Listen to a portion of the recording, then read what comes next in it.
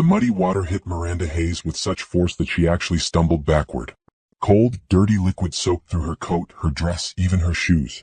For a moment, she just stood there at the bus stop, dripping and stunned, while her shopping bags lay scattered on the sidewalk where she dropped them. Then she heard the laughter. The black Mercedes idled at the curb, its tinted window rolling down just enough for her to see inside.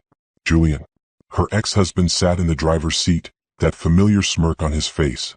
The woman beside him, Candace, his new wife, had her perfectly manicured hand over her mouth, but her eyes sparkled with cruel amusement. "Oh my God, Julian, you got her good." Candace's voice carried across the street. "Look at her." Miranda stood frozen as pedestrians stopped to stare. Some pulled out their phones. An elderly woman asked if she was okay, but Miranda couldn't find her voice to respond. She could only watch as Julian leaned across his wife to call out the window. "Sorry about that, Miranda. Didn't see the puddle." His tone made it clear he'd seen it perfectly well. "You should really get a car." "Oh wait, you can't afford one anymore, can you?" Candace dissolved into fresh giggles. She was wearing the diamond bracelet Julian had promised to buy Miranda for their 5th anniversary. He'd never gotten around to it, claiming business expenses were too high that year. Apparently business had improved.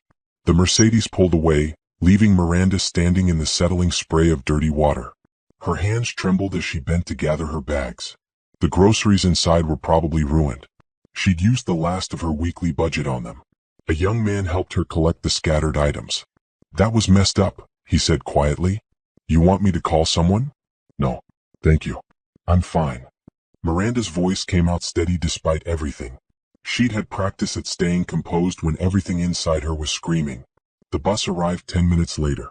Miranda sat in the back, aware of the other passengers keeping their distance from her wet, muddy clothes. She stared out the window at the city passing by, the city where she'd lived for 8 years as Julian Hayes' wife, back when people knew her name, when she'd attended charity galas and fundraising dinners, when she'd believed her marriage meant something. That was before she'd discovered the affair. Before the divorce that had stripped her of nearly everything. Before she'd learned exactly how vindictive a man could be when his ego was bruised by a wife who dared to leave him. Her phone buzzed in her pocket. Miranda pulled it out, careful not to drip on the screen. "Adrian, just landed. Can't wait to see you. How was your day?" Miranda looked down at her ruined clothes and felt something shift inside her chest. She thought about the private ceremony 3 days ago. The way Adrian had looked at her when he'd slipped the ring on her finger. The weight of that ring, hidden now beneath her glove because she wasn't ready yet for the world to know. She typed back, "Interesting. Tell you about it when you get home." "Adrian, home. I love that word. See you in an hour." Miranda allowed herself a small smile. Julian had no idea that the pathetic ex-wife he'd just humiliated at a bus stop had spent her morning having tea with the Prime Minister's wife. He had no idea that the ring hidden under her glove was worth more than his precious Mercedes. He had no idea that she'd chosen to take the bus today simply because her new car was being detailed and she'd wanted the fresh air. Most of all, he had no idea that in 1 week at the foundation gala she'd spent 6 months planning, the entire city would learn exactly who Miranda Hayes had become. But he would find out soon enough. The bus lurched to a stop at her corner. Miranda gathered her bags and stepped off into the late afternoon light. She walked the 2 blocks to the townhouse, the one Adrian had insisted she keep in her name alone, the one with the address Julian didn't know. Her old life and her new life existed in separate worlds right now, but those worlds were about to collide. She climbed the steps and unlocked the door. Inside, everything was warm and quiet. Their home. She still wasn't used to thinking of it that way. After the cold, empty mansion she'd shared with Julian, this place felt like a sanctuary. Miranda dropped her bags in the entryway and headed upstairs to shower. The hot water washed away the mud and the cold, but it couldn't quite wash away the memory of Candace's laughter or the look on Julian's face. That mixture of contempt and satisfaction, like he'd won something. Let him think he'd won. For now. She dried off and changed into soft clothes, then went to the kitchen to salvage what she could from her groceries. Most of it was fine. The bags had protected the contents from the worst of the water. She was putting vegetables in the refrigerator when she heard the front door open. "Miranda?" Adrian's voice immediately eased the remaining tension in her shoulders. She turned as he appeared in the kitchen doorway, still in his suit from the conference, his tie loosened. He was tall and lean, with warm brown eyes that always seemed to actually see her, not through her or past her, but really see her. "Hey," she said softly. He crossed to her immediately, pulling her into his arms. Bad day. How did you know? You're making dinner at 4 in the afternoon. You only stress cook when something's wrong. He pulled back to study her face. What happened? Miranda hesitated. Part of her wanted to brush it off, to not let Julian's petty cruelty have any more space in her life. But Adrian had been clear from the start. They didn't keep things from each other. I ran into Julian today, she said finally.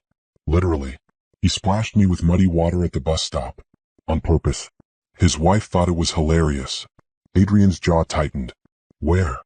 Doesn't matter. It's done. Miranda? I'm fine. She put her hand on his chest.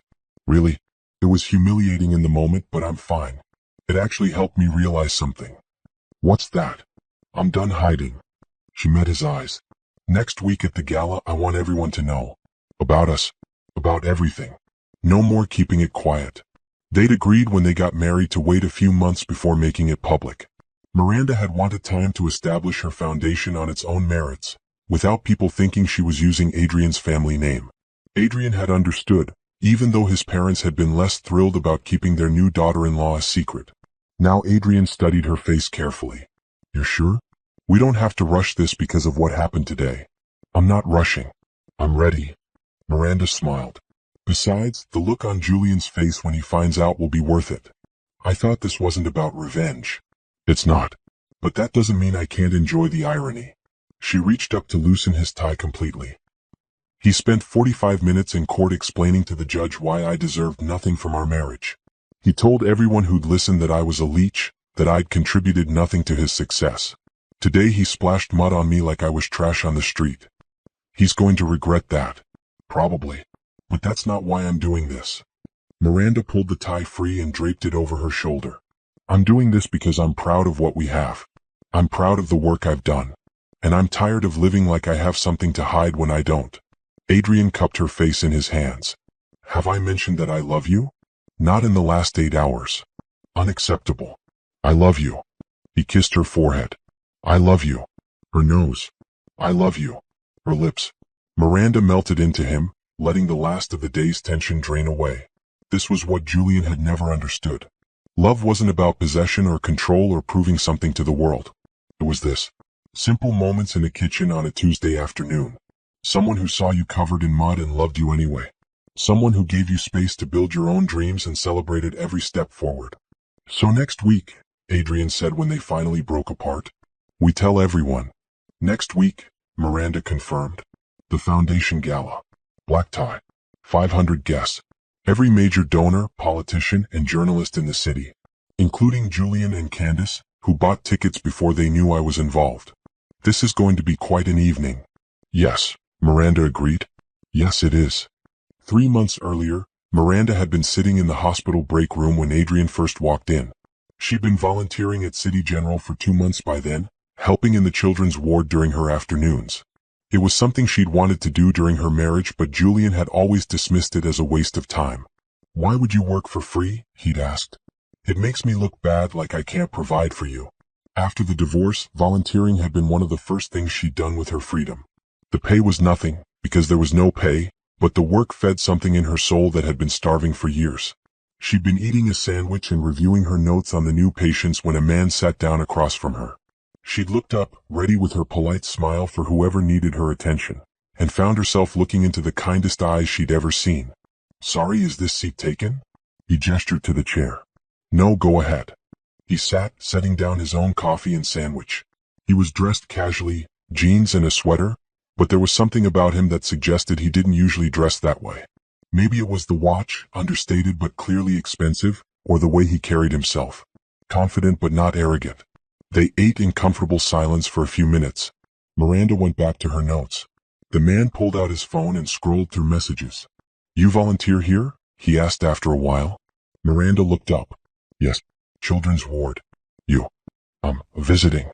A friend's daughter is a patient. I've been coming by to read to her. He smiled. I'm not very good at it. She fell asleep during Goodnight Moon yesterday. That book is designed to put kids to sleep. Is that why? I thought I was just boring. Miranda laughed. It felt strange, she hadn't laughed with a man in a long time. I'm Miranda. Adrian. He reached across the table to shake her hand. His grip was warm and firm. "Nice to meet you." That had been the start. Over the following weeks, they kept running into each other at the hospital. Adrian came to read to little Sophie Bennett, a 6-year-old with leukemia. Miranda often worked in Sophie's section. They'd grab coffee in the break room or walk through the hospital garden during breaks, talking about everything and nothing. Adrian never mentioned his family or what he did for work. Miranda got the impression he had money, his clothes were too nice, his education too obvious, but he didn't flash it around. He listened more than he talked. He asked real questions about her life and actually seemed interested in the answers. She didn't tell him about Julian at first. Didn't mention the divorce or the humiliation of it or how some days she still felt like she was walking through fog.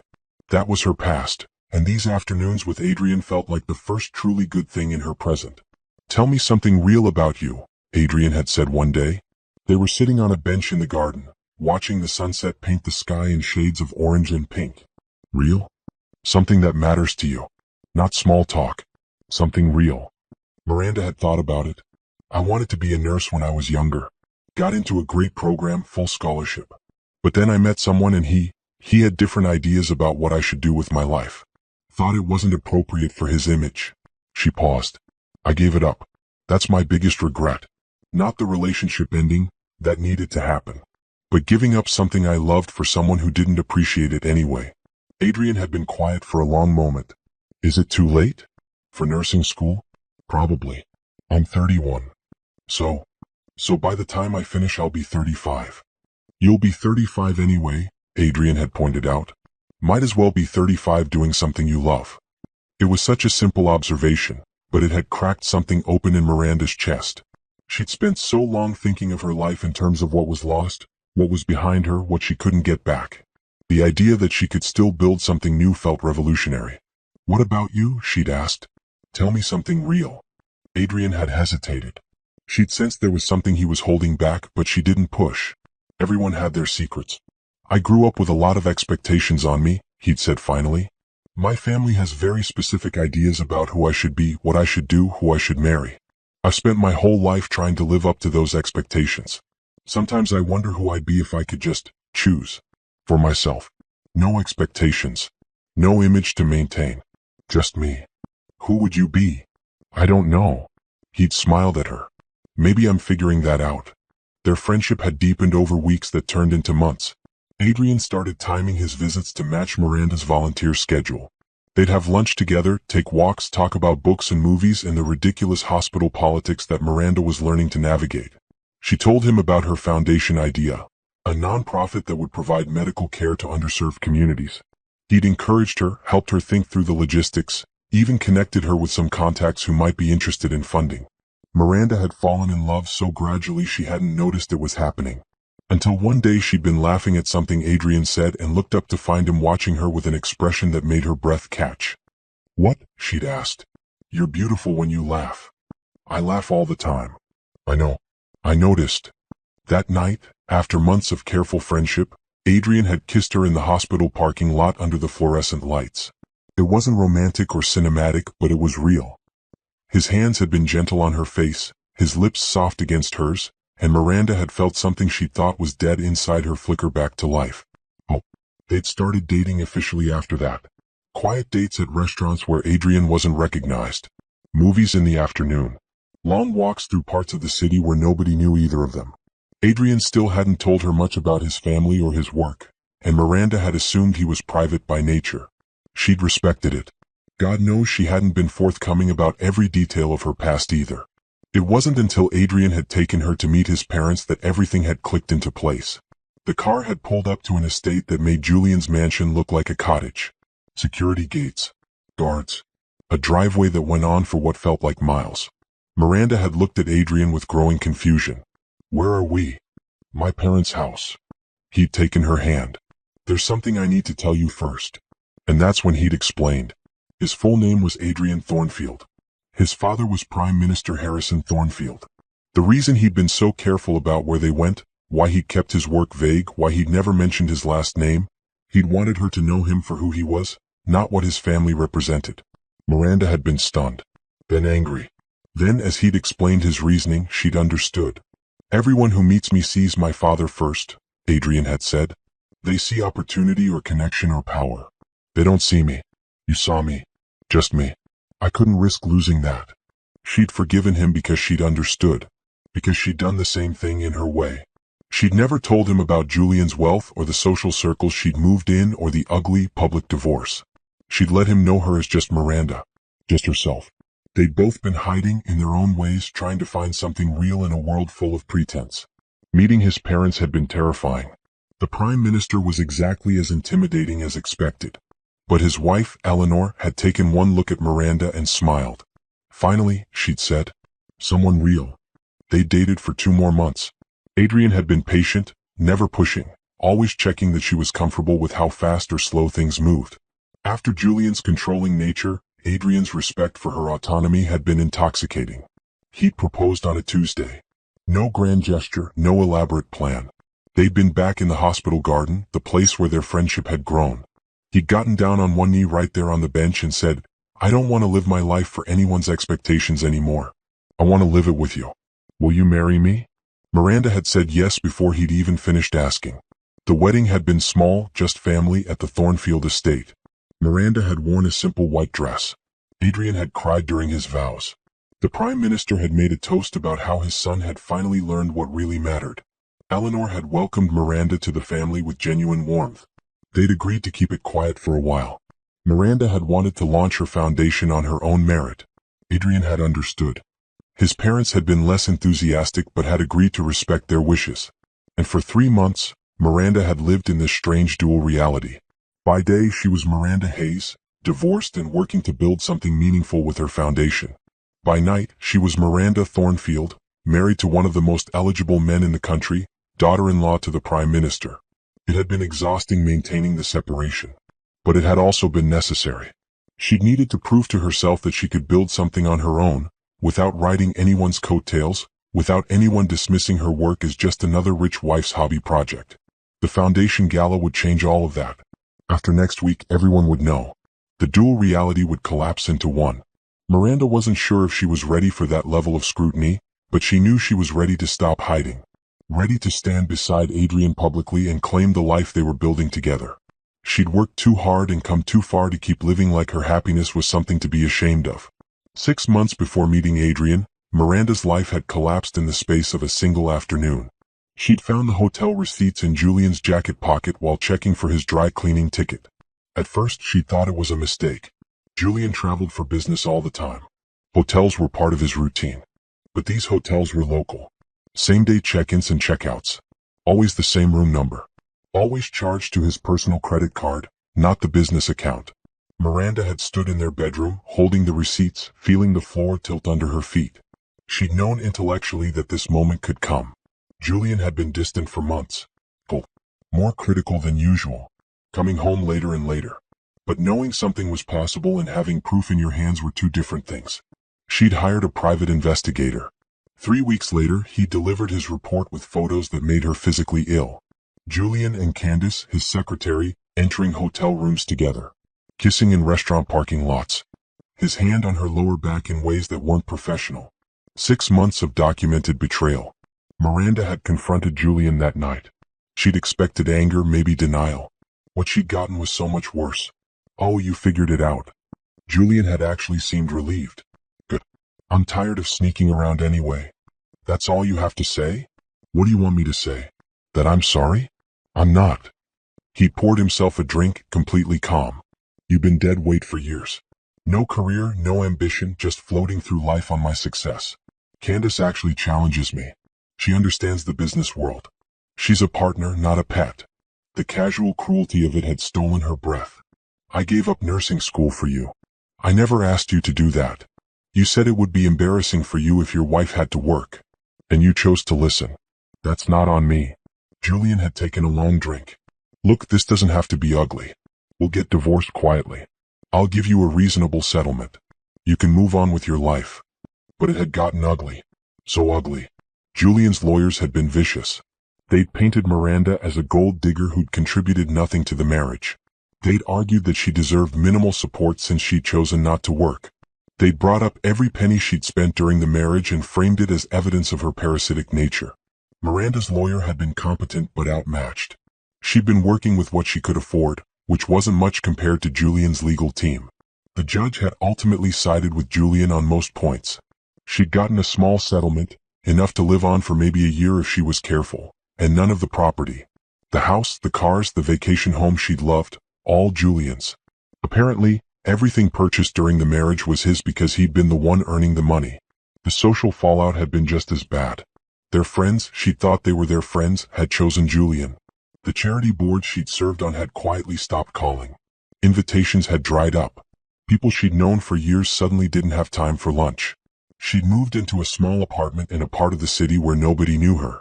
She'd gotten a job as a receptionist at a medical clinic, the only place that would hire someone whose last real work experience was over 8 years ago. She'd volunteered at the hospital because it made her feel useful, like she was contributing something to the world even if Julian thought she'd never contributed anything to their marriage. Those first months after the divorce had been the darkest of her life. She'd wake up at 3 in the morning, unable to breathe, wondering how she'd ended up here.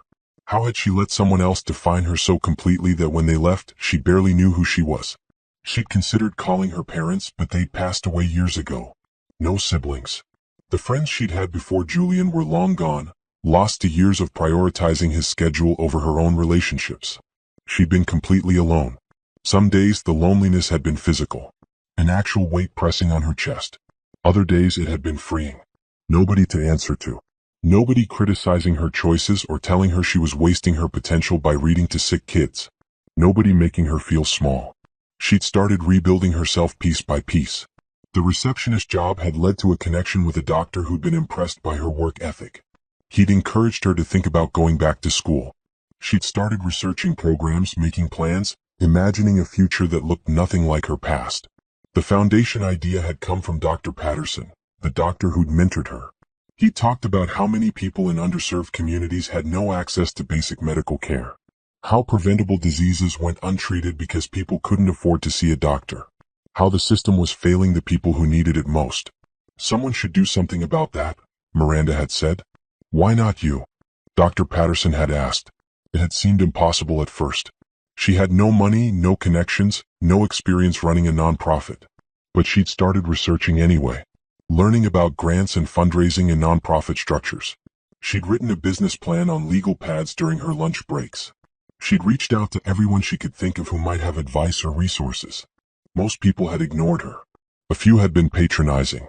But some, people like Dr. Patterson, had believed in her vision. They'd offered advice, made connections, opened doors. By the time she'd met Adrian, she'd been in the early stages of building something real. The foundation existed on paper. She had a board of advisors. She had preliminary approval for her nonprofit status. What she didn't have was funding or a clear path forward. Adrian had changed that. Not because of his money or his connections, though those had certainly helped, but because he'd believed in her. He'd seen her vision and said, yes, this matters. Do it. His mother Eleanor had been even more instrumental. Once Miranda had joined the family, Eleanor had used her considerable social influence to arrange meetings with potential donors. She'd coached Miranda on how to pitch her vision, how to ask for money without apologizing for needing it, how to turn a conversation into a commitment. You're not begging, Eleanor had told her. You're offering them the opportunity to be part of something meaningful. That's a gift. The gala next week was the culmination of 6 months of nonstop work. Miranda had secured major donations from 15 different sources. She had programs ready to launch in 3 different neighborhoods. She had staff hired and facilities leased. Her foundation was real, funded, and ready to change lives. None of it would have happened if Julian hadn't thrown her away like she was nothing. Some nights, Miranda lay awake wondering if she should feel grateful to him for that. If being destroyed had been necessary for her to rebuild herself into someone stronger. But mostly she just felt angry. Angry that it had taken losing everything to find herself. Angry that she'd wasted 8 years on a man who'd never valued her. Angry that he'd gotten to walk away unscathed while she'd had to claw her way back to dignity. The anger was useful though. It kept her focused.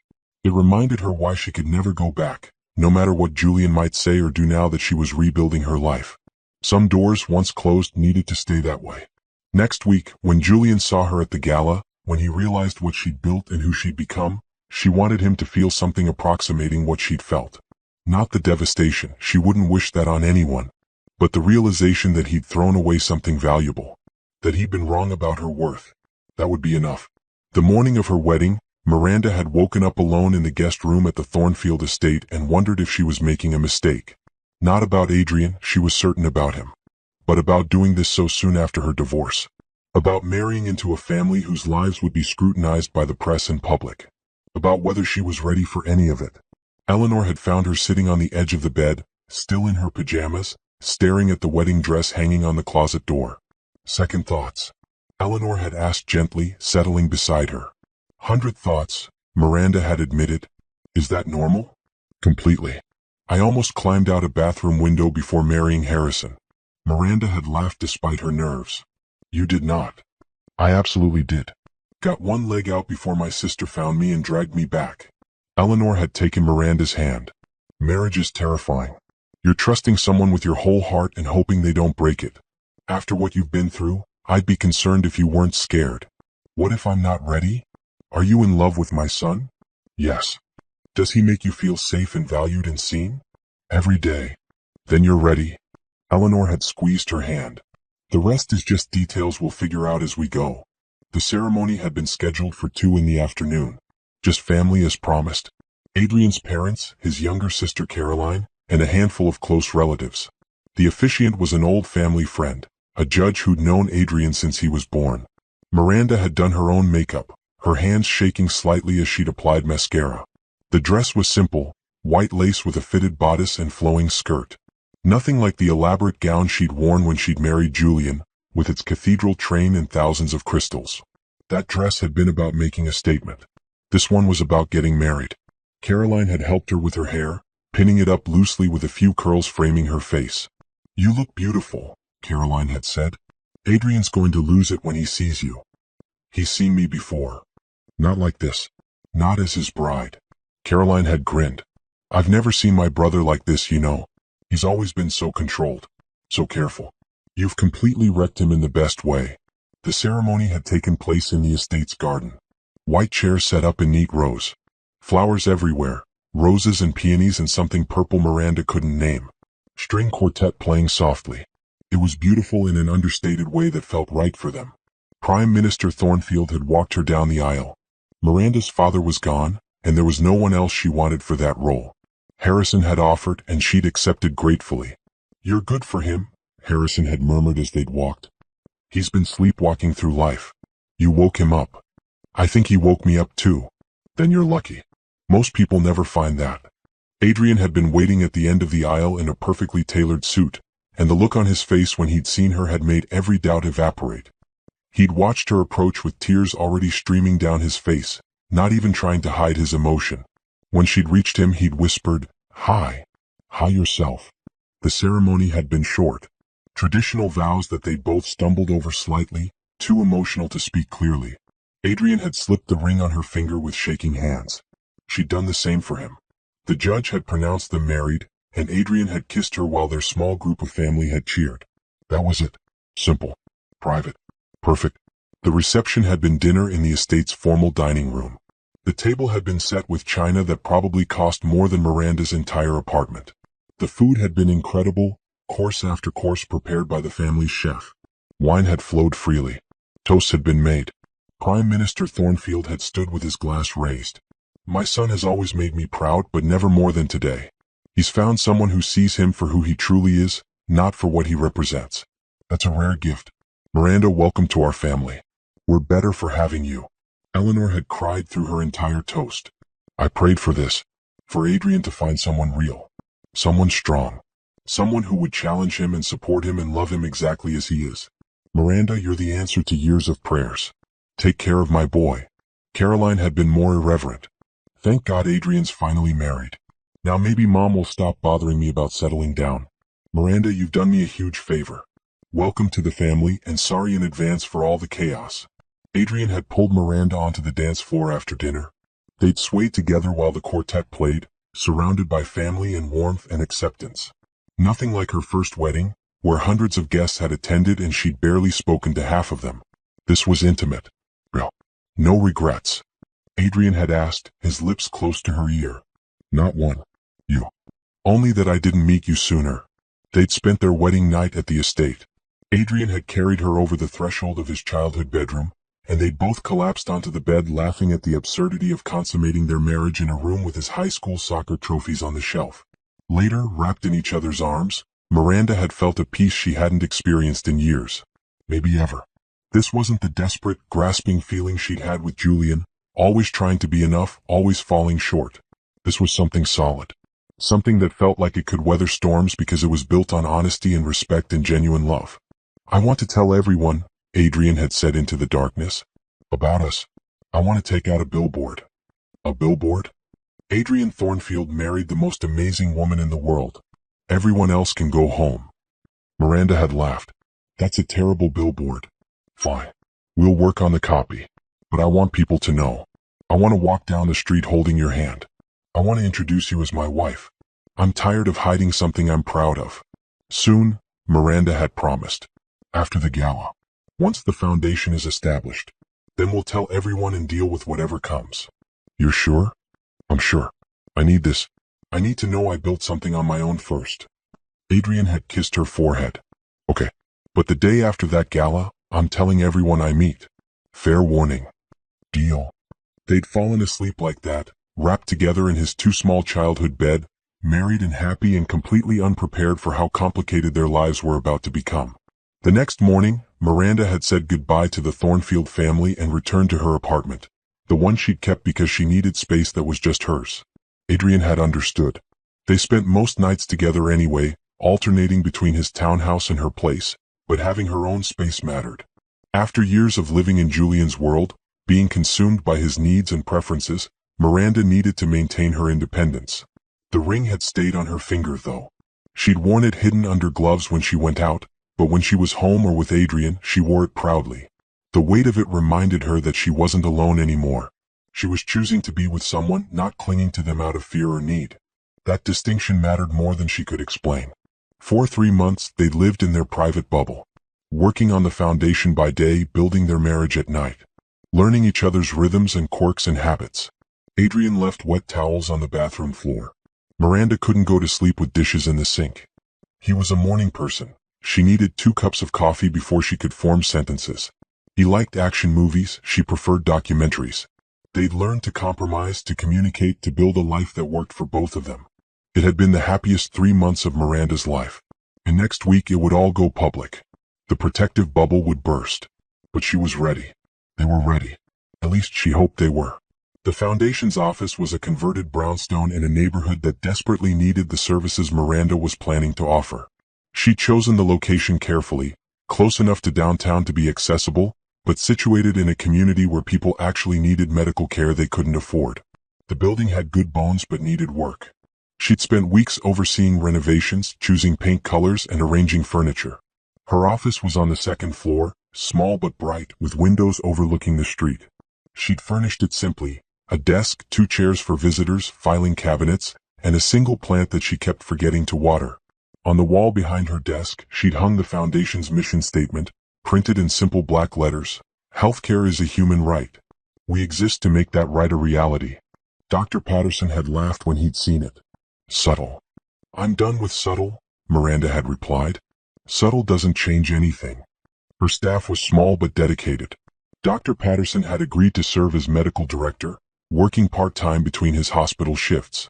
She'd hired 2 nurse practitioners, Lena Rodriguez and James Chin, both of whom had experience working in community health centers. There was also Felicia, a cheerful administrative assistant who kept everything running smoothly, and Terrence, who handled outreach and community relations. They'd opened their doors 6 weeks ago, offering basic medical services on a sliding scale. People could pay what they could afford, even if that was nothing. The response had been overwhelming. On their first day, 50 people had shown up. Now they were seeing nearly 100 patients a week. Miranda worked 18-hour days sometimes. She met with donors in the mornings, worked in the office handling paperwork and logistics in the afternoons, and often stayed late into the evening meeting with community leaders or reviewing budget reports. Adrian had expressed concern more than once that she was burning herself out. "This matters," she told him. "These people need us. I can't slow down when there's so much work to do. You also need sleep, and food, and occasional breaks. I'll rest after the gala." But even Miranda knew that was a lie. After the gala, There would be expansion plans to implement, new facilities to open, more staff to hire. The work would never really be done, and she wouldn't have it any other way. One afternoon, a woman named Patricia had come in with her daughter Zoe. Zoe was 7, small for her age, and had been coughing for weeks. Patricia had looked exhausted, wearing scrubs from the nursing home where she worked double shifts to make ends meet. "I know she needs to see a doctor," Patricia had said, her voice tight with worry and shame. "But I can't afford it. We don't have insurance. I just started this job and the benefits don't kick in for 90 days. I thought maybe it would go away on its own, but it's getting worse." Lena had examined Zoe and diagnosed a treatable respiratory infection. She'd written a prescription and explained the treatment plan. When Patricia had asked what she owed, Lena had glanced at Miranda. "Whatever you can manage," Miranda had said gently. "Our sliding scale goes all the way to 0. Patricia's eyes had filled with tears. "I can give you $20 right now. I get paid Friday. I could bring more then. $20 is fine. And there's no rush on the rest." After they'd left, Miranda had sat in her office with her head in her hands. This was why the foundation existed. For people like Patricia, who worked themselves to exhaustion and still couldn't afford basic health care for their children. For kids like Zoe, who shouldn't have to suffer because of a broken system. Julian would have called it a waste. All this effort for people who couldn't pay. Where was the profit? Where was the return on investment? But this was the return. Zoe getting better. Patricia not having to choose between rent and medicine. People in this community knowing they had somewhere to turn when they were sick or hurt or scared. Adrian had understood immediately when she told him about Patricia that evening.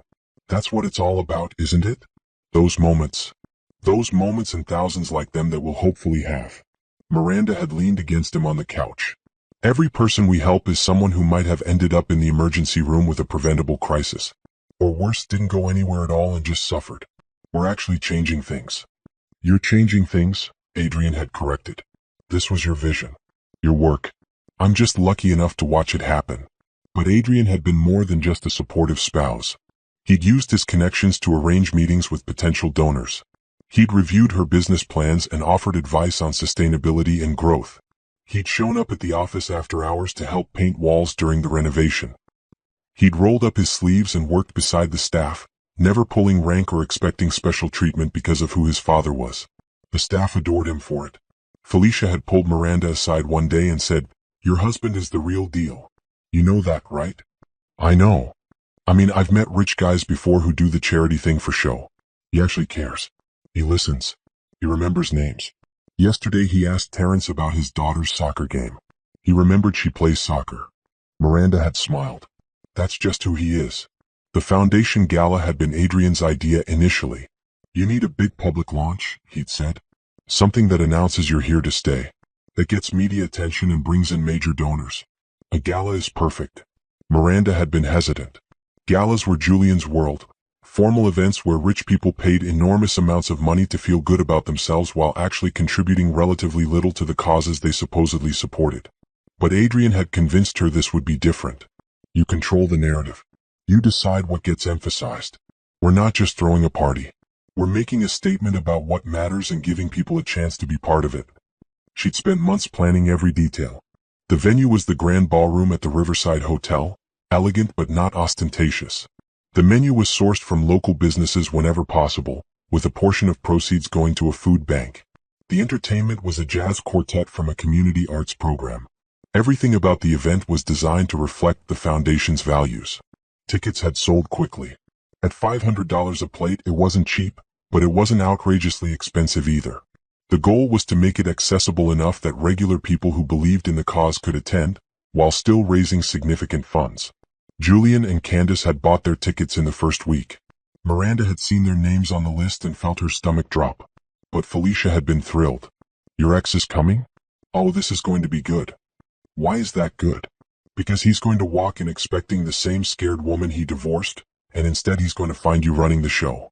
That's called poetic justice, honey." Miranda hadn't thought of it that way. She'd been too busy worrying about the awkwardness, the possibility of confrontation, the questions people might ask about why her ex-husband was attending her event. But Felicia was right. This was her territory now. Her event. Her achievement. Julian was just another guest in the audience. Let him come. Let him see what she'd built without him. Better yet, Let him see what she'd built in spite of him. The week before the gala, Miranda had barely slept. There were a million last-minute details to handle. Seating arrangements to finalize. Speeches to rehearse. Donor packets to assemble. She'd practically lived at the office, surviving on coffee and the sandwiches Adrian insisted on bringing her. "You need to eat real food," he'd said, unpacking containers from their favorite deli. "I ate real food this morning. Coffee isn't food. It is if you believe hard enough." He'd sat down across from her desk and waited until she stopped typing and looked at him. "You're ready, you know. Everything's in place. The gala is going to be perfect." "You don't know that." "I do. Because you've checked every detail 17 times. Because you care more about this succeeding than anything else. Because you're brilliant at this." He'd taken her hand. "And because next week, when we tell everyone we're married, I want you to enjoy the look on your ex-husband's face instead of worrying about whether the caterers showed up on time." Miranda had laughed despite her stress. "You're really looking forward to that, aren't you?" "I'm looking forward to everyone knowing you're mine and I'm yours. The fact that it will also destroy your ex-husband's evening is just a bonus." She'd squeezed his hand. "Thank you." "For what?" "For believing in this. For believing in me. For not needing me to be anything other than what I am." "That's the easy part," Adrian had said. "What you are is already everything." While Miranda had been building her foundation, Julian's world had been quietly falling apart. She didn't know this yet. Their lives had diverged completely after the divorce, and she'd made a point of not keeping tabs on him. But the collapse had started months ago, gathering momentum in ways Julian either couldn't see or refused to acknowledge. It had begun with his business partner, Richard Lawson. Julian and Richard had been running Blackstone Investments together for 6 years. The company managed wealth for high-net-worth clients, promising aggressive returns through what Julian called innovative strategies. What he'd failed to notice, or had chosen to ignore, was that Richard's strategies were increasingly creative accounting that bordered on fraud. Miranda had actually warned him about Richard once years ago. She'd been at a company dinner and overheard Richard talking to another partner about moving money between accounts in ways that seemed designed to hide losses. She'd mentioned it to Julian that night. "Richard's doing something with the client accounts that doesn't sound right." Julian had barely looked up from his laptop. "You don't understand finance, Miranda. Richard knows what he's doing. I'm just saying it sounded. You're not a partner. You're not even an employee. Stay in your lane." She'd never brought it up again. Now those chickens were coming home to roost. The Securities and Exchange Commission had launched an investigation into Blackstone Investments 3 months ago. They discovered that Richard had been using new investor money to pay returns to old investors, a classic scheme that only worked until it didn't. He'd also been falsifying account statements and moving money between accounts to hide losses. Julian claimed he'd known nothing about it. He'd been focused on client relations and business development, he said, while Richard handled the actual portfolio management. But the investigators weren't convinced that the company's CEO could be that oblivious to what his partner was doing. Even if Julian wasn't criminally liable, the civil penalties would be devastating. The company was finished. Clients were suing. Assets were frozen. The mansion Julian had fought so hard to keep in the divorce was mortgaged to the hilt, and he couldn't make the payments with his income stream dried up. Then there was Candace. His new wife had proven to be expensive in ways Julian hadn't anticipated. She'd wanted a new wardrobe befitting her position as Mrs. Hayes, a luxury car to replace her practical sedan, a membership at the country club, regular spa days, designer handbags, first-class vacations. Julian had provided all of it, wanting to prove that upgrading from Miranda to Candace had been the right call. Look at what he could offer a woman who appreciated success. Look at what he was capable of when he had a real partner instead of dead weight. But now the money was gone and Candace was noticing. The credit cards were maxed out. The country club membership had lapsed. Her last 2 paychecks from work had gone toward household expenses because Julian's accounts were frozen pending the investigation. She'd started complaining. Little digs at first, comments about how other couples they knew were doing better, questions about when his situation would be resolved, suggestions that maybe she should look for a higher-paying job since they needed the income. Julian had brushed it off initially. This was temporary. Once the investigation concluded and cleared his name, he'd rebuild. They'd be fine. Better than fine. But as weeks turned into months, Candace's complaints had grown sharper. Last week, she'd come home from lunch with friends and said, "Susan's husband just bought her a lake house. When are we going to get back to that level? We're in the middle of a legal crisis, Candace." "I'm aware. I'm just wondering when it's going to end. This isn't what I signed up for. What you signed up for? We've been married for 6 months. Exactly. 6 months of living in limbo while you figure out this mess with Richard. I gave up my career to be your wife. Julian had wanted to point out that she'd still been working as his secretary when they'd gotten married, and that he'd actually encouraged her to keep her job once they realized how bad their financial situation was. But he'd bitten his tongue. Fighting with Candace wouldn't help anything. The truth was he'd been thinking about Miranda a lot lately. More than he should. He'd see something and think about how she would have reacted. He'd come home to the dark, empty mansion. Candace was always out with friends now, and remember how Miranda used to have dinner ready, how the house had felt warm and lived in. He'd remember how Miranda had supported him through the early years of building his business. How she'd never complained about the long hours or the stress. How she'd believed in him even when things were tight. He'd thrown her away like she was nothing. Convinced himself he needed someone more dynamic, more ambitious, more exciting. And what had that gotten him? A wife who was clearly looking for an exit strategy now that the money had dried up. A business in ruins. A reputation destroyed. The day he'd splashed Miranda at the bus stop, he'd been driving home from a particularly brutal meeting with his lawyers. They'd just informed him that the civil suits alone would likely bankrupt him. That he'd be lucky to walk away from this with anything. That he should start thinking about what kind of employment he could realistically find once this was all over, because managing other people's money was probably off the table. He'd been angry and scared and looking for someone to take it out on. And there was Miranda. Standing at the bus stop in her modest coat, carrying grocery bags, looking like she was barely scraping by. He'd felt a surge of satisfaction seeing her brought so low. At least someone had it worse than him. Candace had egged him on, delighted by the cruelty of it. She'd always resented Miranda in an abstract way, even though they'd never actually known each other during the marriage. Miranda represented what Candace had wanted, to be Julian's wife when he was successful. Now Candace was his wife during his downfall, and the irony wasn't lost on her. Julian had driven home feeling momentarily better. Like he'd won something. But the feeling had faded quickly, replaced by a gnawing sense that he'd just done something he couldn't take back. Not that splashing his ex-wife was the worst thing he'd done to her. But it was so petty. So small. So beneath him. Or at least beneath who he thought he was. Now, standing in his study looking at bills he couldn't pay and legal notices he couldn't ignore, Julian wondered when exactly his life had gone off the rails. Had it been when he'd started the affair with Candace? When he'd ignored Miranda's warning about Richard? When he'd convinced himself that success meant constantly trading up, including in his personal life? He heard Candace's car in the driveway. She'd been gone since noon, out with friends again. She came in through the garage, her high heels clicking on the marble floor. Julian? Are you home? In the study. She appeared in the doorway, designer bags in hand. His stomach sank. I thought we agreed you were going to cut back on shopping. I needed a new dress. We're going to that foundation gala next week, remember? I can't show up in something old. Candace, we can't afford. It's already bought. And before you start, it was on sale. Besides, we need to look successful. You said yourself that reputation matters.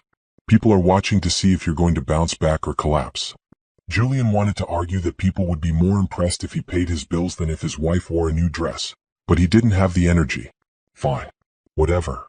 Candace studied him with narrowed eyes. What's wrong now? Besides everything? You've been so negative lately. It's exhausting.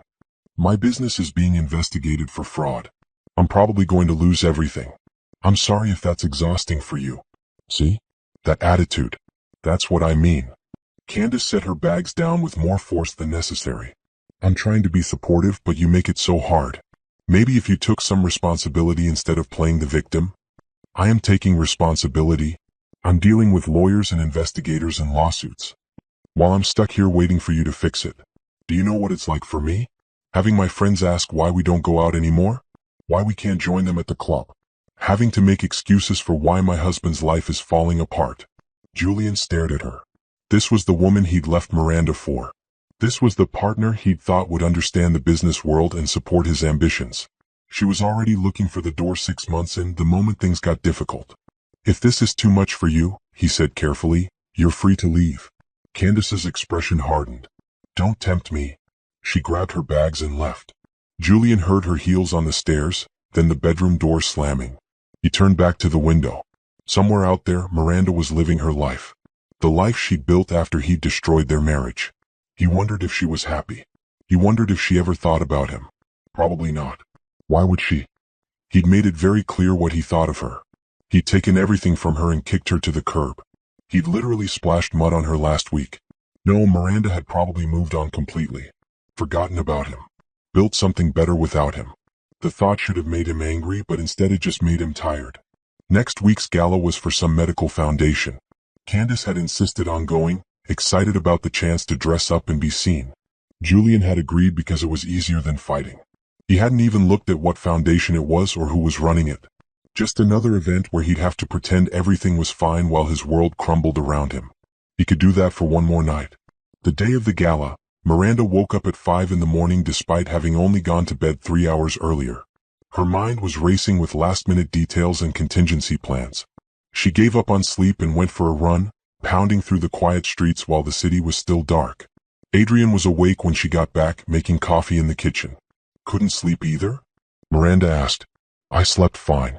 I'm just excited. He handed her a mug. Today's the day. Everything you've worked for comes together. And everyone learns you're mine. You're really focused on that last part. I've been married to the most amazing woman for 3 months and nobody knows. Forgive me for being excited to finally tell people. Miranda sipped her coffee and felt some of her nervous energy settle. Adrian had a way of making everything feel manageable. What if something goes wrong? Then we'll handle it. Together. He pulled her close. But nothing's going to go wrong. You've prepared for everything. Trust yourself.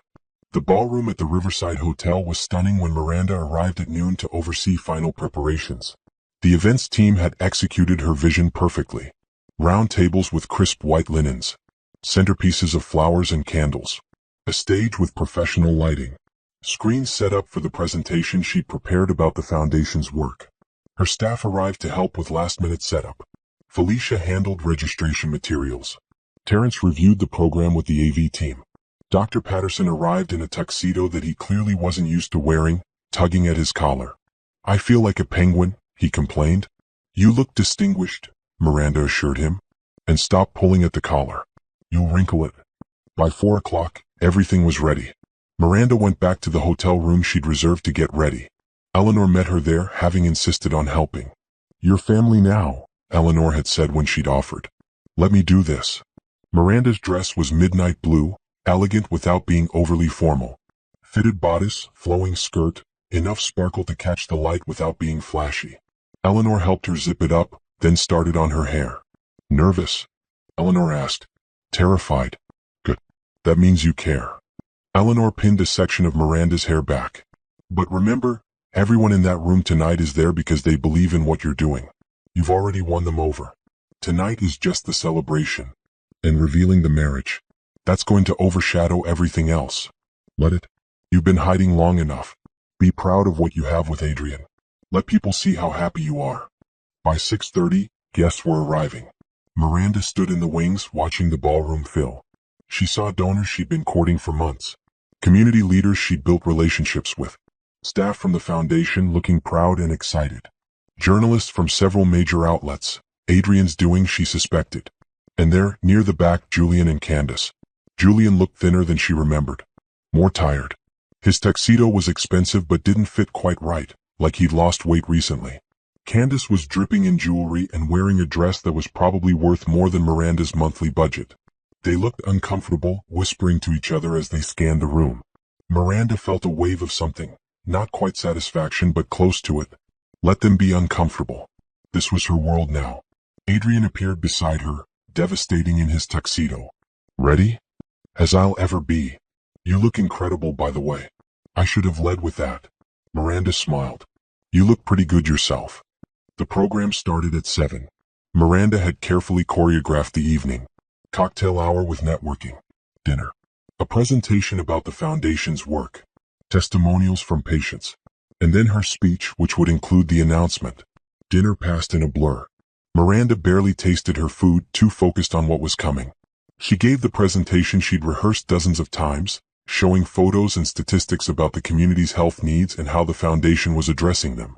She played a video testimonial from Patricia, the mother whose daughter they'd treated for the respiratory infection.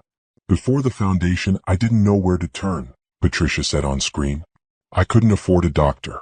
I was scared my daughter would get sicker and I wouldn't be able to help her. The foundation gave me hope. They gave my daughter the care she needed. They showed us that we matter. There wasn't a dry eye in the room. Miranda saw people reaching for their checkbooks. Then she introduced Dr. Patterson, who spoke about the medical side of their work. Lena and James shared stories from the clinic. Terrence talked about their outreach programs. Finally, it was time for Miranda's closing speech. She stepped up to the microphone, her heart pounding. 6 months ago I was starting over. I just gone through a divorce that left me with almost nothing. No career, no savings, no clear path forward. She saw Julian shift in his seat. I could have been bitter. I could have given up. Instead, I decided to build something meaningful. Something that would help people who felt as lost as I did. She talked about the foundation's mission. About health equity and dignity and the belief that everyone deserved access to care. About the amazing team who'd made this possible. About the donors who'd believed in the vision. But I couldn't have done any of this without one person's support. Someone who believed in me when I didn't believe in myself. Someone who saw possibility where I saw ruins. Someone who taught me that starting over could mean building something better than what came before. Adrian was standing at the side of the room, watching her with pride and love so clear on his face that several people had turned to look at him. 3 months ago, I married that person in a private ceremony. We've kept it quiet while I built the foundation because I needed to prove to myself that I could do this on my own terms. But tonight, I want to share something with all of you. I want you to know that I've been incredibly lucky to find love and partnership when I wasn't even looking for it. She gestured toward the side of the room. Adrian, would you come here? The room erupted in whispers as Adrian walked toward the stage. People were pulling out their phones, clearly recognizing him. He climbed the steps and took Miranda's hand, and the whispers grew louder. For those who don't know, Miranda said into the microphone, this is my husband, Adrian Thornfield. And yes, before you ask, he is the Prime Minister's son. We've been married for 3 months, and I am incredibly proud to finally share that with all of you. Camera flashes exploded. The room burst into applause and excited chatter. Adrian pulled Miranda close and kissed her, to the delight of the guests and the despair of the photographers who weren't quite fast enough to capture it. Miranda looked out at the crowd. Most people were on their feet applauding. Some were crying. Many were clearly shocked. And at the back of the room, Julian had gone completely white. He was staring at the stage like he'd seen a ghost. Candace was gripping his arm, her mouth hanging open, her expression cycling through shock and confusion and something that looked like panic. Miranda caught Julian's eye across the crowd. She didn't smile or gloat. She just looked at him calmly, then turned back to Adrian. Let him process what just happened. Let him realize exactly what, and who, he'd thrown away. Let him understand that the woman he'd humiliated at a bus stop was now standing on a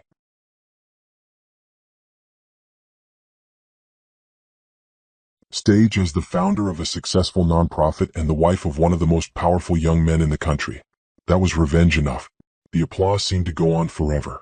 Miranda stood on the stage with Adrian's arm around her, watching the room celebrate their news. But underneath the joy and excitement, she was watching reactions. Some people looked genuinely happy. Others looked stunned.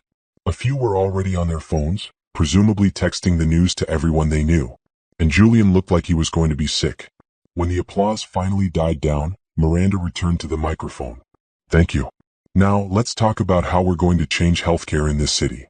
She transitioned smoothly into the fundraising portion of the evening.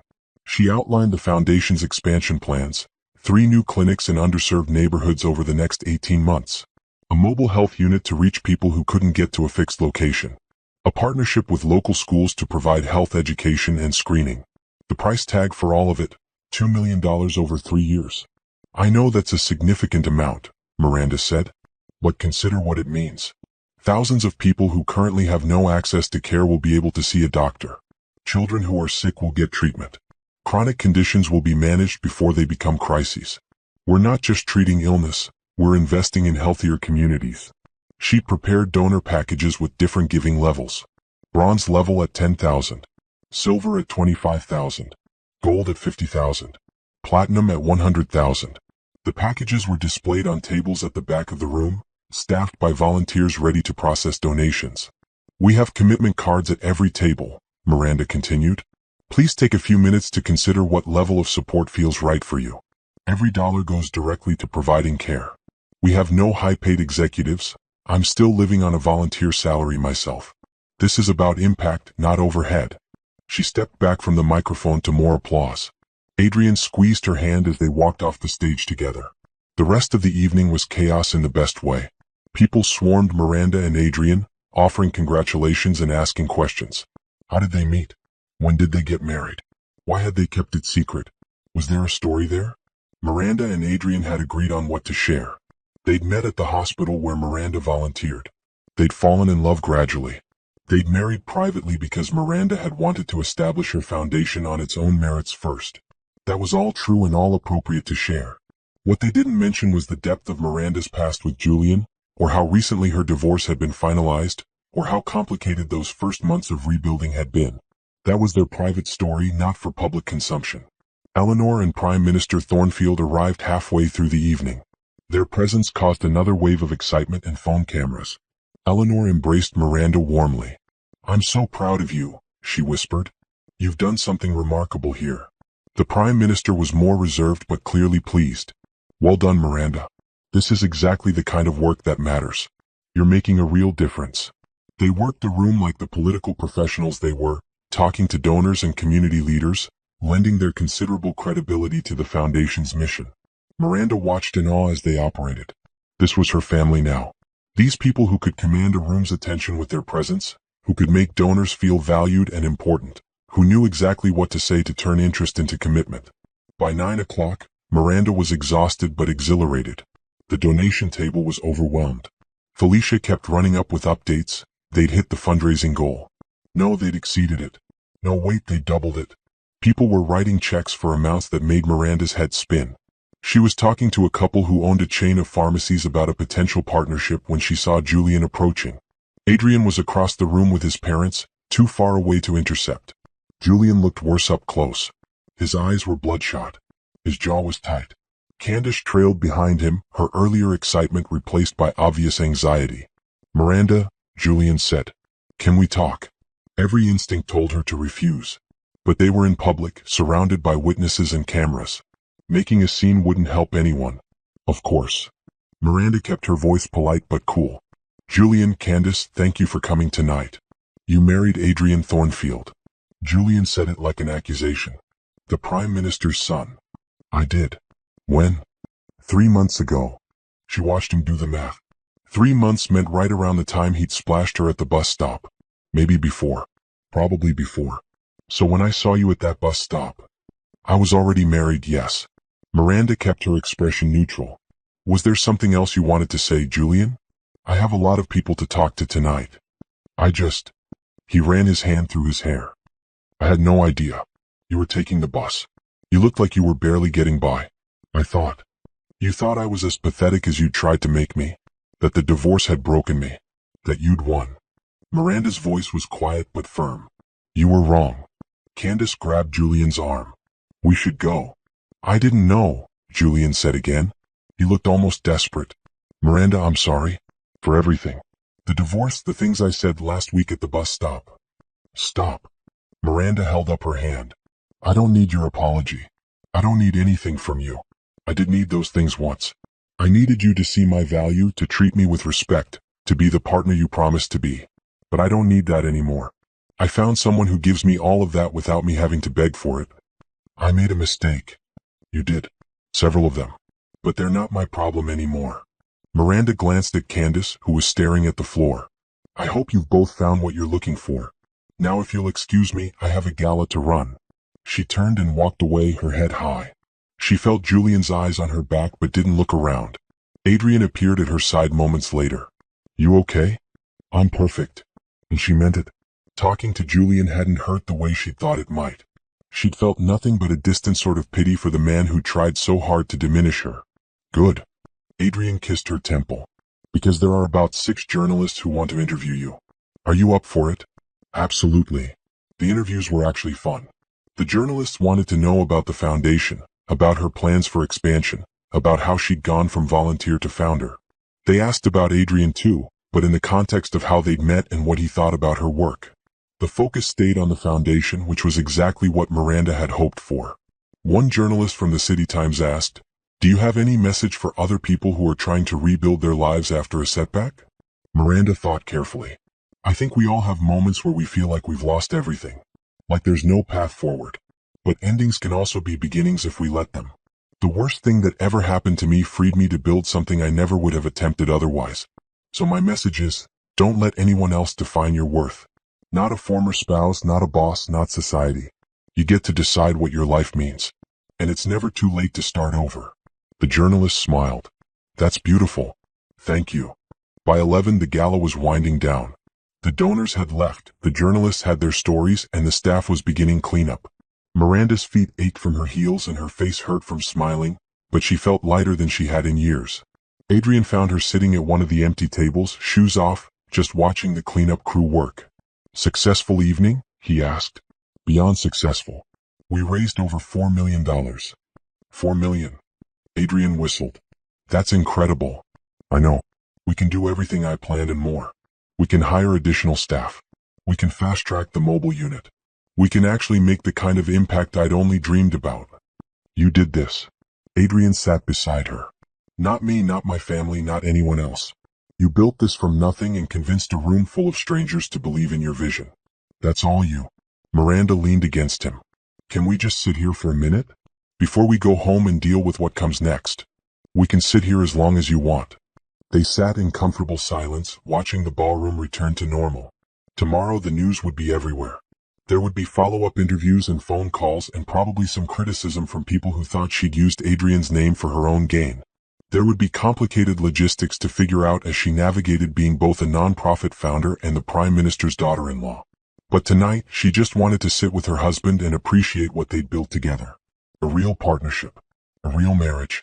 A real life that was theirs and no one else's. By the way, Adrian said eventually, my mother wants to host a proper reception for us. Now that the secret's out. She's already talking about guest lists and venues. Of course she is. We can say no if you want. Miranda thought about it. A big reception would mean more attention, more scrutiny, more time in the spotlight. But it would also mean celebrating with their full community. Introducing Adrian's world to her world. Building bridges between her new life and his. Let's do it, she said. But nothing ostentatious. I want it to feel like us, not like a political event. Deal. Adrian pulled her closer. Ready to go home? More than ready. They gathered their things and headed for the exit. As they passed through the lobby, Miranda saw her reflection in the mirrored wall. She looked tired but happy. Successful. Confident. Nothing like the broken woman who'd stood at that bus stop just a week ago letting muddy water drip down her coat. That woman was gone. In her place was someone stronger. Someone who'd survived the worst and built something beautiful from the wreckage. She caught Adrian's eye in the reflection and smiled. He smiled back, and Miranda felt a surge of gratitude for the strange path that had led her here. Sometimes losing everything was the only way to find out what you were really made of. The morning after the gala, Miranda woke to her phone vibrating non-stop. She groaned and reached for it, squinting at the screen. 53 notifications. Texts, emails, calls. Social media was exploding. Adrian, she mumbled, poking him. Wake up. We're famous. We were already famous. I'm the Prime Minister's son, remember? You were famous. Now I'm famous too. It's very disconcerting. Miranda scrolled through her phone. The news was everywhere. Every major outlet had run the story, some version of mystery woman who married Prime Minister's son revealed, or healthcare advocate Cinderella story. Most of the coverage was positive, focusing on the foundation and Miranda's mission. But there were also gossip pieces speculating about her past, why they'd kept the marriage secret, and whether she'd been with Adrian while still married to someone else. That last one made Miranda's stomach turn. They're trying to make it seem like I had an affair. Adrian looked over her shoulder at the article.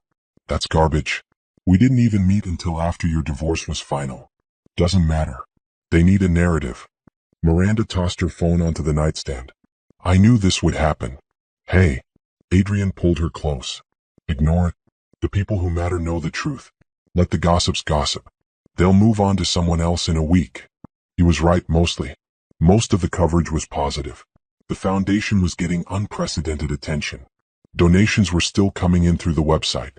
By noon, Felicia had called 3 times to report that they'd had to shut down the donation portal temporarily because the traffic was crashing the server. This is a good problem, Felicia said on the 3rd call. But I'm going to need to hire someone just to handle the media requests. We've had 17 interview requests this morning alone. Hire whoever you need, Miranda said. Use the discretionary fund if you have to. By evening, the initial frenzy had calmed slightly. Miranda and Adrian ordered dinner in and tried to have a normal evening, but the phones kept buzzing. Eleanor called to check in. Caroline sent a string of celebratory emojis. Dr. Patterson called to say that the hospital foundation had reached out about a potential partnership. This is going to change everything, he said, excitement clear in his voice. We can do things we never thought possible. Miranda felt the weight of it all settling on her shoulders. The expectations, the scrutiny, the responsibility of having so many resources and so many people watching to see what she did with them.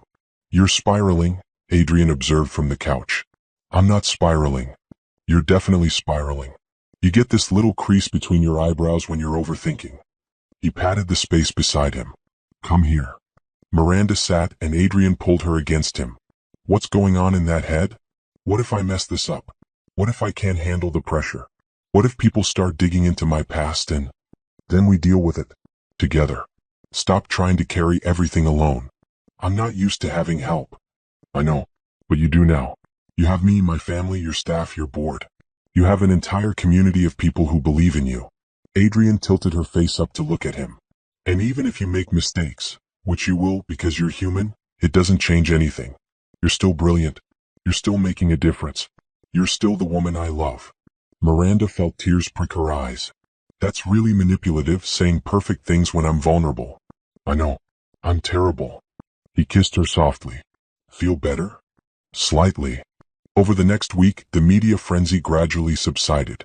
There were still stories, still interest, but the initial explosion of attention faded to a more manageable level.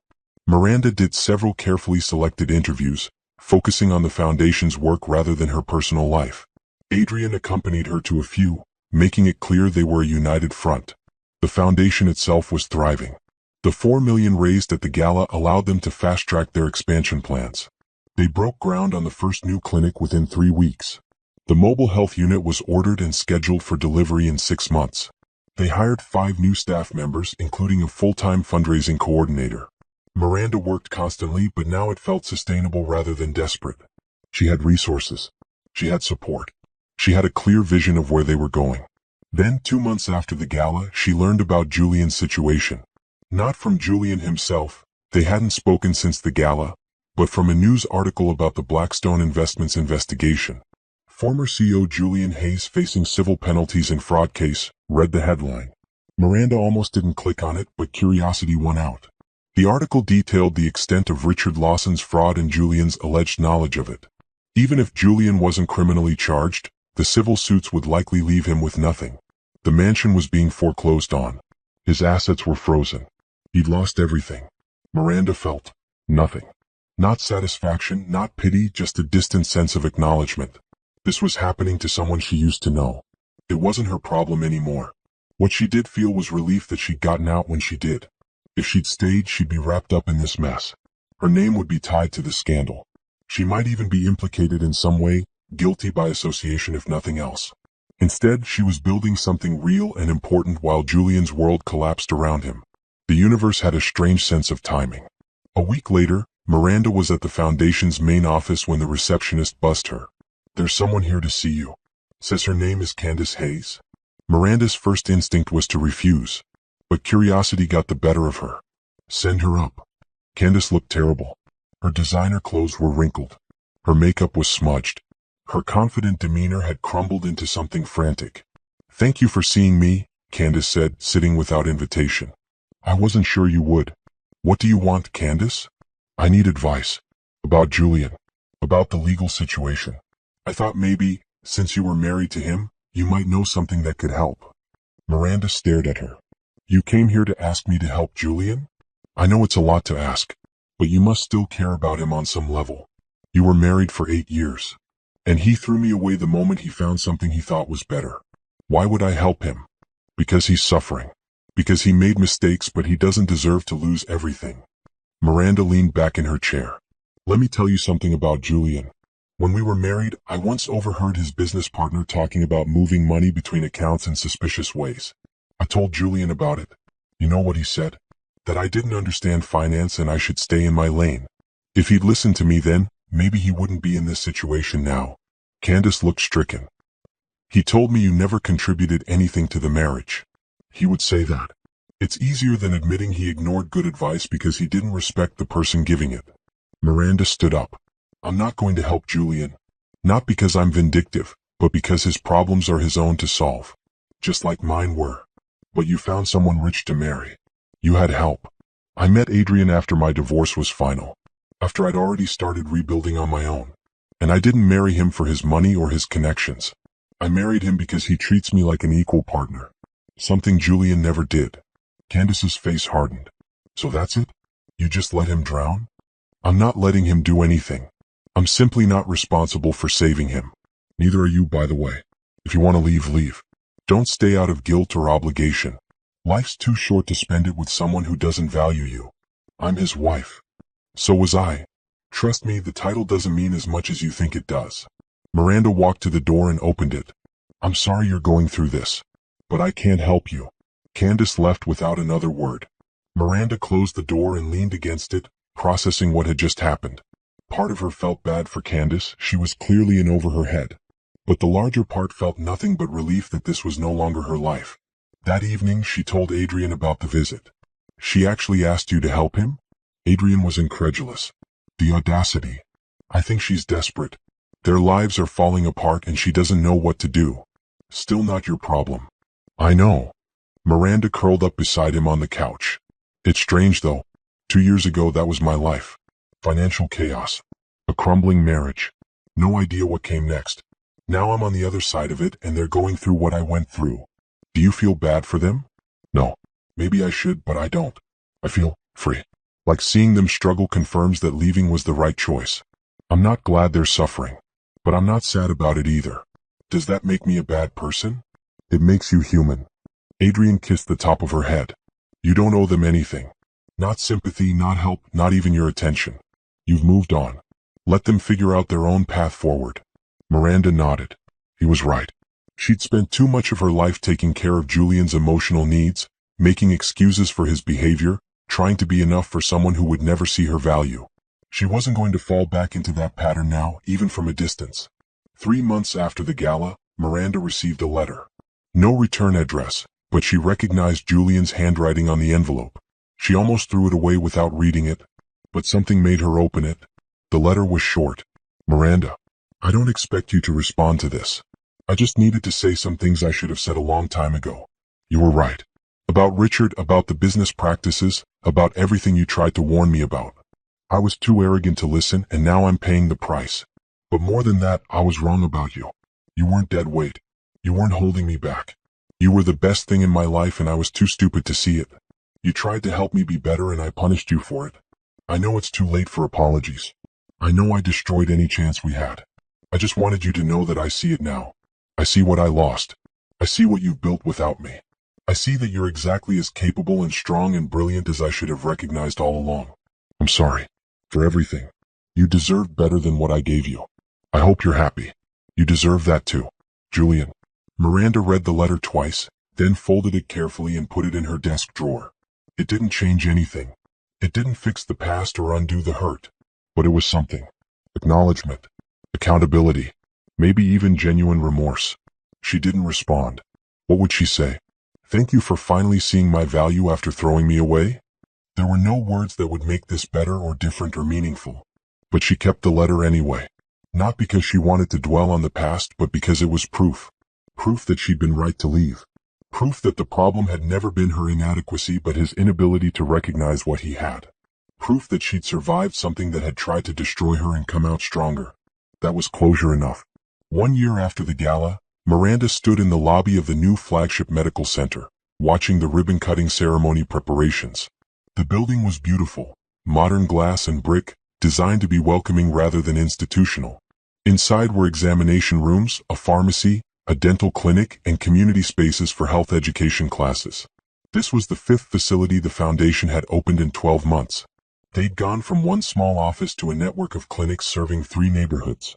The mobile health unit was operational, visiting schools and community centers twice a week. They'd seen over 15,000 patients in the past year. They'd hired 40 staff members. They'd partnered with hospitals and medical schools to create training programs for students interested in community health. Miranda had done this. Yes, she'd had help, Adrian's support, Eleanor's guidance, her amazing staff, generous donors. But the vision had been hers. The work had been hers. The relentless drive to make it happen had been hers. You look proud, Adrian said, coming up beside her. He'd been talking to some of the donors who'd arrived early for the ceremony. I am proud.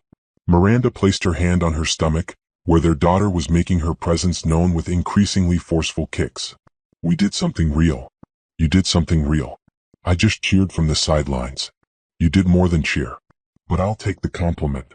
She leaned against him, grateful for his steadiness. 6 months pregnant meant she got tired more easily, and today had been long already. The ceremony was scheduled for 10 o'clock. By 9:30 the lobby was packed. Donors, staff, community members, local politicians, and media filled every available space. Prime Minister Thornfield was cutting the ribbon, lending his considerable prestige to the opening. Miranda spotted Dr. Patterson talking to a group of medical students. Lena and James were giving a tour to some journalists. Felicia was managing the crowd with her usual efficiency. Terrence was talking to community leaders about the outreach programs they'd be offering. This was her team. Her people. They built this together. At 9:50, Miranda took her place near the entrance for the ribbon cutting. Adrian stood with his parents. Caroline was there with her new boyfriend. Eleanor had her arm through Harrison's, beaming with pride. The mayor gave a short speech about the importance of community health care. Dr. Patterson talked about the medical impact they'd already seen. Then it was Miranda's turn. She stepped up to the microphone, feeling the weight of her daughter settling into her pelvis. Public speaking while very pregnant was an interesting challenge. 1 year ago, I stood in front of many of you at a gala and shared my vision for what healthcare could be in this city. I asked you to believe that we could create a system where everyone, regardless of their ability to pay, could access quality medical care. I asked you to invest in that vision. She looked around the crowd. So many familiar faces. People who'd believed in her when the foundation was just an idea. People who'd worked beside her to make it real. You said yes. You gave your time, your money, your expertise, your energy. You showed up. And because of that, we're standing in our 5th medical facility. We're serving thousands of people who had nowhere else to turn. We're training the next generation of healthcare providers. We're proving that a different system is possible.